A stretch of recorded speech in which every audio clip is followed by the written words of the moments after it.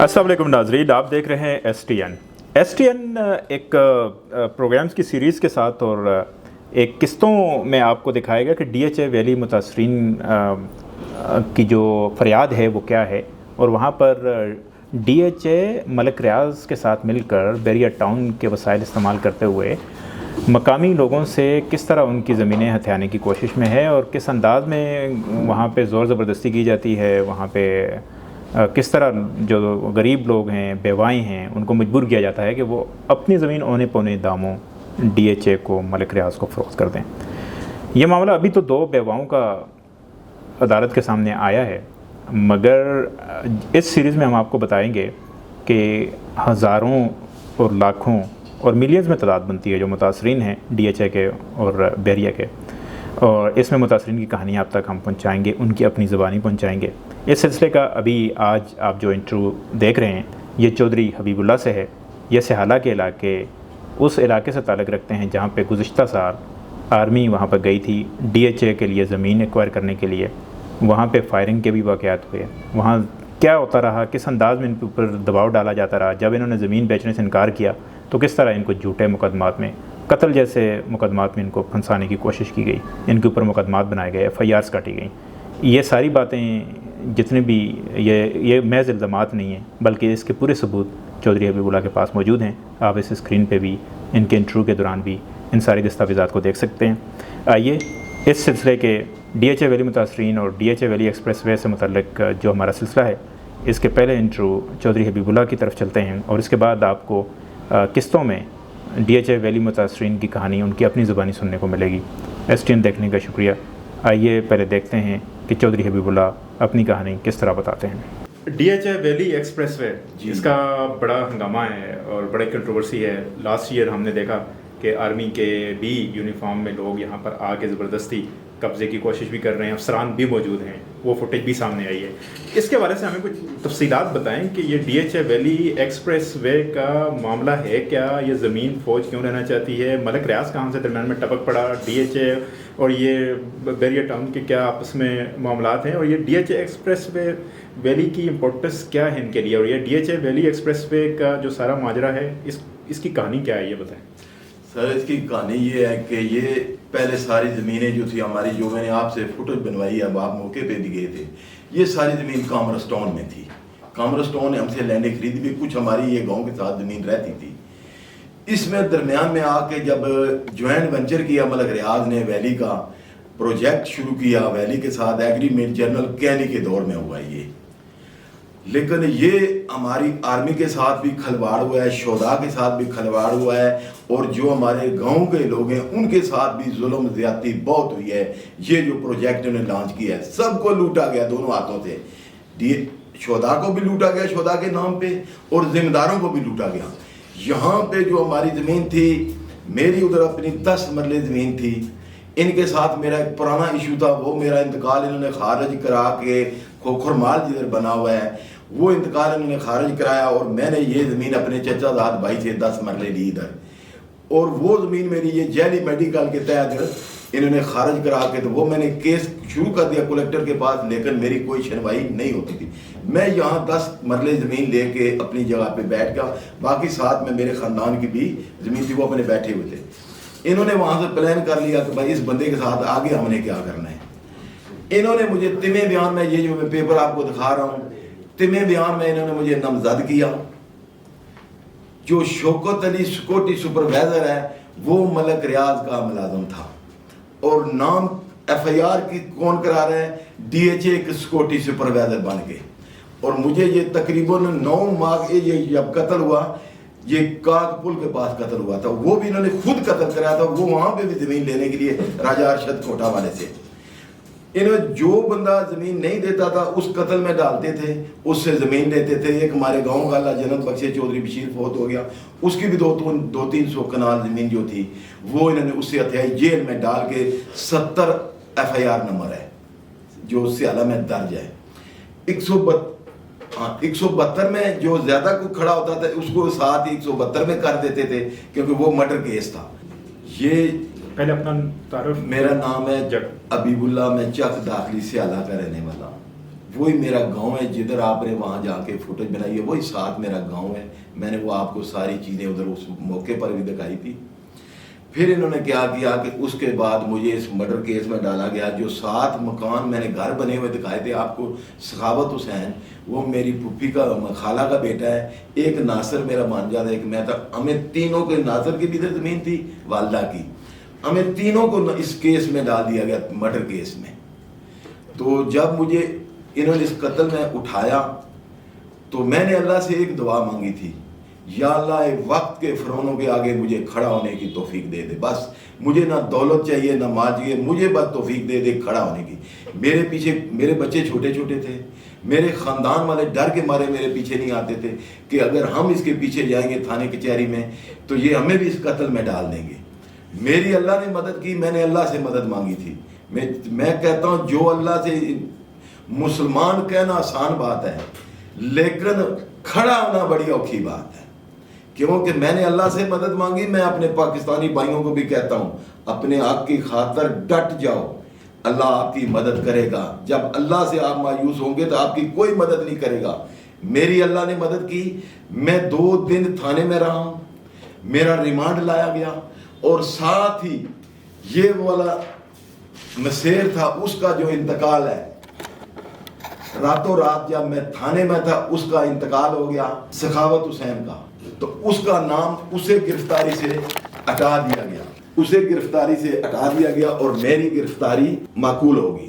اور یہ والا انتقال میں نے جب جا کے دوبارہ میرا ریمانڈ لینے لگے تو یہ والا انتقال میں نے جا کے دکھایا. راتوں رات ہمارے پاس یہ انتقال کی کاپی پہنچ گئی تھی کہ کسی بھی ذرائع سے بھلا اس منشی بیچارے کا جس نے میرے پر یہ احسان کیا، آج بھی میں اس کا احسان مان رہا ہوں. یہ انتقال میں نے جج صاحب کو دکھایا، میرے وکیلوں نے. تو جج صاحب نے پولیس کی بےعزتی کی اور مجھے جوڈیشل کر دیا گیا. میں جوڈیشل ہونے کے بعد جیل میں چلا گیا. جیل میں 22 دن جیل میں رہا ہوں. میری دوبارہ ضمانت اسی بیس پہ لگائی گئی کہ ان کا معاملہ یہ ہے زمین دو تو بندہ فارغ. تو میری جج صاحب نے ضمانت لے لی، ہم ضمانت پہ باہر آ گئے. اس کے بعد انہوں نے ڈاکٹر شفیق الرحمان کو اٹھایا جو یہ سوانگ کیمپ میں ہوتے ہیں. ان کا یہاں تک، یہاں اس ایریے میں واسطہ تلک بھی نہیں تھے. جب ان کو اٹھایا گیا تو ان کے بندے میرے پاس آئے کہ انہوں نے کہا جو صاحب یہ قتل کیا ہے، یہ ماجرا کیا ہے. تو میں نے ان کو بتایا کہ ٹھیک ہے آپ مجھے بتائیں تو میں ڈاکٹر صاحب کی آپ کی مدد کروں گا. میرے پاس لیگل پیپر ہیں جو پورے علاقے کے ساتھ جو کچھ انہوں نے کیا ہوا ہے، وہی پیپر میں لگا کے ڈاکٹر صاحب کو جوڈیشل کرایا. 2 دن کے اندر ڈاکٹر صاحب کا ریمانڈ ہوا تھا. اور ساتھ انہوں نے، میں نے کہہ دیا تھا ڈاکٹر صاحب کو کہ آپ کے اوپر یہ برآمدگی بھی ڈالیں گے. گن وہ پلانٹ کر دی جو گن پاکستان میں آئی ہی نہیں تھی. تو ڈاکٹر صاحب جوڈیشل ہو گئے. جب جوڈیشل ہوئے تو پھر میں نے ان کی بیل لگوائی. ان کے بندے جو میرے ساتھ پاس آئے تھے ان کی ہم نے بیل لگوائی. یہی گراؤنڈ ہم نے لی. یہ گراؤنڈ لے کے جج صاحب نے ان کی بھی بیل دے دی. آگے ان کے اوپر برآمدگی ڈیوٹی ڈالی گئی تھی. تو جب ان کی بیل ہوگی تو پھر اس کے بعد انہوں نے سپریم کورٹ میں اپنا خبر میں اشتہار دینے شروع کر دیے. ملک ریاض صاحب نے خبر والوں کو پیسہ دیا، اشتہار چل رہے ہیں کہ فیاض کے جو فیاض مرڈر، جس فیاض کا جو قتل ہوا تھا نا، اس کے باپ کی طرف سے یہ خبر اشتہار دیتے رہے. جب خبر اشتہار دیتے رہے تو افتخار چودھری نے 100 موٹو دے لیا اس چیز پہ. جب 100 موٹو ہوا تو ہم اپنے علاقے سے سارا ریکارڈ جمع کر کے ساتھ چلے گئے ڈاکٹر صاحب کے ساتھ. ہم سپریم کورٹ میں گئے تو افتخار چودھری صاحب کے پاس جب ڈاکٹر صاحب پیش ہوئے تھے، ڈاکٹر صاحب کی انہوں نے تھوڑی سی انسلٹ بھی کر دی. تو آئیو کو بلایا گیا. جب آئیو آیا ٹیبل پہ سامنے رستم پہ، تو آئیو نے مثل دکھائی تو اس نے کہا کہ اچھا یہ گن آپ نے ابھی تو اور ڈالی ہوئی ہے، پہلے اور ڈالی ہوئی تھی، کارتوس اور ہیں، یہ تو بیل میں آپ نے کتنے پیسے لیے ہیں یوں. تو مجھے اس وقت دماغ میں یہ ایک چیز آ گئی. میں نے کہا اوپر اللہ کی عدالت ہے، نیچے سپریم کورٹ کی عدالت ہے، اس کے بعد کسی کے پاس فیصلے کا اختیار ہی نہیں ہے. تو میں اس وقت جب ڈاکٹر صاحب کو انہوں نے رستم سے ہٹایا تو میں کھڑا ہو گیا ہاتھ دونوں باندھ کے. میں نے کہا سر میری ایک ریکویسٹ سنیں ذرا تھوڑی سی. میں نے کہا یہ جو آئیو ہے نا، یہ ملک ریاض کی پے رول پہ ہے، اور سر اس قتل میں رہا ہوں، یہ میرا بانجا ہے ناصر. سخاوت نے زمین دے دی، اس کی جان چھوٹ گئی. یہ ڈاکٹر صاحب بے گناہ اور بے قصور ہیں. اس قتل میں آئے دن لوگوں کو ڈال کے یہ زمینیں لینے کا ایک ان کا طریقہ کار بنا ہوا ہے. اس وقت افتخار چودھری صاحب نے مجھے بلایا آگے، مجھے کہا آگے آؤ، تو مجھے کہا کہ آپ مجھے یہ بتائیں کہ اس ملک ریاض کے خلاف ثبوت آپ لے آئیں گے؟ میں نے کہا سر ثبوتوں کی بمبار ہے، لوگ بھی آنا چاہتے ہیں لیکن غریب لوگ ہیں، یہاں پہنچے کیسے سپریم کورٹ میں؟ تو پھر اس کے بعد وہ جو سو موٹو تھا وہ الٹا ملک ریاض کے گلے میں پڑ گیا، اور ساتھ میں نے یہ بھی کہا، میں نے کہا سر یہ جو اخبار اشتہار آ رہے ہیں یہ چیک کریں یہ پیسہ کون دے رہا ہے؟ افتخار چودھری صاحب نے ڈی سی صاحب کو بلا کے اور اسی وقت کلیئر کیا کہ بھائی جان یہ خبر اشتہار کلیئر کریں، اور میں اتنے میں چلا گیا گجر خان میں جہاں وہ بابا رہتا تھا، اور مجھے وہاں پتا چلا کہ یہ بابا 2 ماہ سے کومے میں ہے۔ میں نے کہا جی یہ کومے میں پڑا ہوا ہے تو یہ خبر اشتہار کون ہے؟ بابے کی کون سی انڈسٹری چلی ہے، فیکٹری چلی ہے، اتنے بڑے پہلے پیج پہ خبر اشتہار آتے رہے ہیں۔ تو وہ افتخار چودھری نے ساری ان کی بدنیتی پکڑ لی تھی، اس کے بعد انکوائری حل ہو گئی تھی، انکوائری کے معاملات وہ ساری دنیا کو پتہ ہے، وہ سارے معاملات چلے۔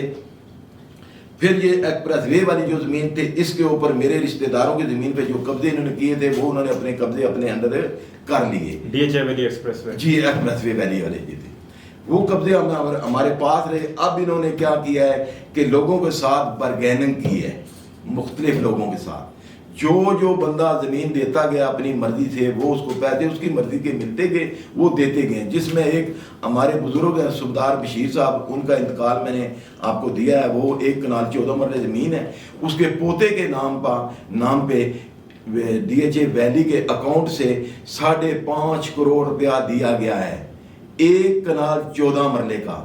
اب یہ ہمیں کہتے ہیں ہم آپ کی زمینیں ایکوائر کریں گے، تھریڈ دے رہے ہیں ہمیں، اور اس کے بعد جب اس والی زمینیں ہوئی، ایک اور عورت ہے اس کی بھی زمین ہوئی 10 مرلے، اور ایکسپریس وے کے خسرے نہیں تھے، ایکسپریس وے پہ ان کا قبضہ تھا، صرف ان کو 1 کروڑ 75 لاکھ روپیہ دیا گیا ہے۔